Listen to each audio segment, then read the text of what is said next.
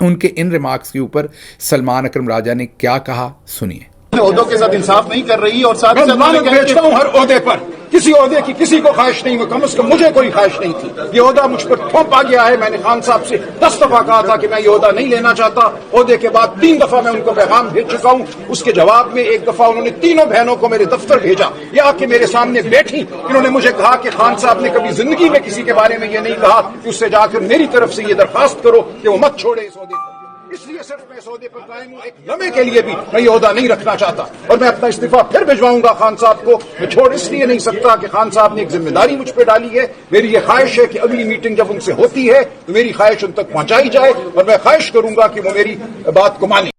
سن لیا آپ نے، بہت غصے میں تھے، حالانکہ انہوں نے اپنی اسی گفتگو میں یہ بھی کہا کہ وہ علیمہ خانم کا بڑا احترام کرتے ہیں، وہ ان کی بڑی بہنوں کی طرح ہیں اور وہ ان کا بہت احترام کرتے ہیں، اور ساتھ انہوں نے یہ بھی کہا کہ عمران خان کبھی نہیں چاہتے کہ علیمہ خانم جو ہے وہ پولیٹیکل فیصلہ سازی کریں یا پولیٹکس کے اندر آئیں یا ان کی جماعت سے ریلیٹڈ کوئی بھی معاملات جو ہیں ان کے اوپر وہ لب کشائی کریں۔ اب ظاہر ہے آپ میں سے بہت سارے لوگ یہ سمجھتے ہیں کہ جب پارٹی کے اندر لوگ بہت کچھ نہیں کر پا رہے تو پھر ان کی جو سبلنگز ہیں، ان کی بہنیں ہیں، ان کو کرنے دیا جائے، اگر انہیں سیاست کے اندر بھی عمل دخل لینا پڑتا ہے تو لینا چاہیے، کیونکہ اور کوئی کچھ نہیں کر رہا تو وہ کم از کم بہنیں ہیں، کچھ تو کریں گی۔ یہ آپ کا پوائنٹ آف ویو بالکل اس بہت سالڈ ہے، اس کے اندر بہت وزن ہے، اس کی بہت زیادہ منطق بھی ہے، کیونکہ جو صورتحال ہم ساؤتھ ایشیا میں دیکھتے ہیں اکثر فیملیز ہی آگے آ کر ایسے مشکل وقت میں ساتھ کھڑی ہوتی ہیں، تو آپ کی بات کے اندر منطق ہے، وزن ہے۔ لیکن جس شخص کو آپ، میں یا آپ میں سے بہت سارے لوگ اور میں لیڈر مانتے ہیں، عمران خان جن کا نام ہے، وہ اس چیز کے اوپر بالکل بلیو نہیں کرتے،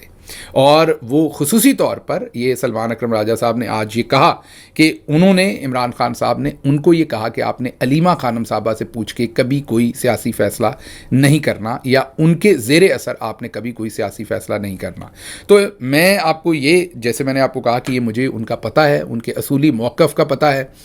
کہ وہ کبھی بھی اپنے خاندان کو سیاست کے اوپر اثر انداز نہیں ہونے دینا چاہتے۔ پھر وہ اگر سمجھتے، اگر عمران خان کو جو ضرورت ہے اس وقت وہ آپ کو اور مجھے تو نہیں ہے، ظاہر ہے ہم سے زیادہ وہ اپنی سچویشن کو بھی سمجھتے ہیں، اپنے اوپر پڑے ہوئے وزن کو بھی سمجھتے ہیں۔ آپ کی محبت ان سے اپنی جگہ، اور اپنی محبت میں اگر آپ ان کو کم عقل سمجھنا شروع ہو جائیں تو وہ مناسب نہیں ہے۔